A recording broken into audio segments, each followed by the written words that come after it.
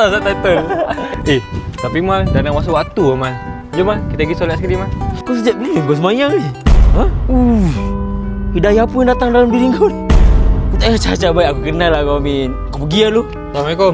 Kau sejak bila pakai kopiah dengan kurta semua ni Min? Oh, aku nak start pakai ni Mal. Dia tak kena lah dengan kau. Kau pula, aku kenal dengan kau macam mana. Kau pakai macam ni, tak kena lah Min. Nanti orang cakap apa pula. Malam ni tempat biasa lah, kita lepak jom ramai-ramai. Malam ni aku ada kuliah Habib Ali dekat Setiawangsa. InsyaAllah Mal, next time kita pergi sekali Mal. Kuliah pula? Tak suka dong kau yang sekarang ni. Kau tahu tak, engkau tu lagi teruk daripada aku. Kau tak saja nak pergi macam penunggang agama munafik macam ni lah Min. Ya Mal, aku mengaku. Aku tunggang agama, aku acah-acah halim. Tapi kalau bukan kita orang Islam yang nak acah-acah halim, nak tunggang agama, siapa lagi Mal? Takkan kita nak acah-acah halim neraka Mal? Kehidupan kita ni Mal, bukan untuk dunia semata-mata lah Mal. Ingat juga untuk akhirat kita, bekalan kita nak buat balik nanti Mal. Muda-muda ni Mal, takkan kita nak habis dengan perkara lara, sia-sia Mal. Ada tak kena umur Mal. Kau bayangkan, kau mati, kau tengah buat maksiat. Apa kau nak cakap depan Allah nanti Mal?